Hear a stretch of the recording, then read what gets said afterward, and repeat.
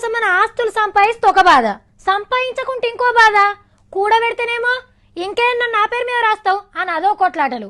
ఏం సంపాదించకుంటే నువ్వు బతుకుంటే ఎవరిని ఉద్ధరిస్తావయ్యా అంతిటుడు. ముసలోళ్ళంటే సైసకుంటైతుండ్రు. ఇవాళ జోరుగా ఎగురుతున్నోళ్ళే రేపు పొద్దుగాల ముసలోళ్ళం అయితాం, మా పరిస్థితి కూడా ఇట్లనే అవుతుందేమో అని ఆలోచన ఉండద్దా? ఏం మనసులో ఏమో. అమ్మ నాయనలు దేవుళ్ళతో సమానం అంటారు. మరి దేవుళ్ళని ఇంట్లో జాగ్రత్తగా పెట్టుకొని చూసుకుంటారు.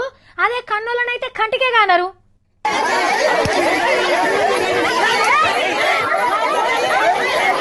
అయ్యో గట్ల కొడుతుండ్రు. ఒక్కొల్లన్నా ఆపుతలేరు కదా. ఏం తప్పు చేసిండో అని అనిపిస్తుంది కదా. అవు పెద్ద తప్పు చేసిండు. బతుకున్నప్పుడు నాయనకు నరకం చూపించిన కొడుకులు ఆయన జీవి తీసుకున్నాక వచ్చేడిస్తే ఎవలూకుంటారు? ఉరివెట్టుకున్న గీ తాతది నల్గొండ జిల్లా బేగంపేట అనే ఊరు. ముసలామె ఎన్నడో కాలం చేసిందట. ఇద్దరు కొడుకులుంటే పోయి పట్నంలో ఉంటుండ్రట. మా నాయన అని ఒక్కొళ్ళు కూడా వచ్చి చూడకపోయేదట. ఎన్నడన్నా కొడుకుల తానికని పట్నం వస్తే అరి గోస పెట్టేదట. ఎన్నడున్నా నా బతుకు గింతే అని ఆఖరికి ఊరికొచ్చి ఊరి పెట్టుకుండు.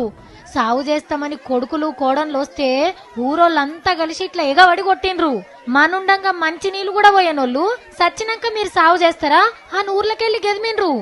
ఊరోళ్లే మనిషికి పైసలు వేసుకొని తాత సాగు చేసిండ్రు. ఇంత జరిగినాక ఇక ఈ ఊర్లో ఎవ్వలన్న అమ్మా నాయనలను చూడకుంటుంటారా? మీరు కూడా మీ ముసలోళ్ళని మంచిగా అరుచుకోండి.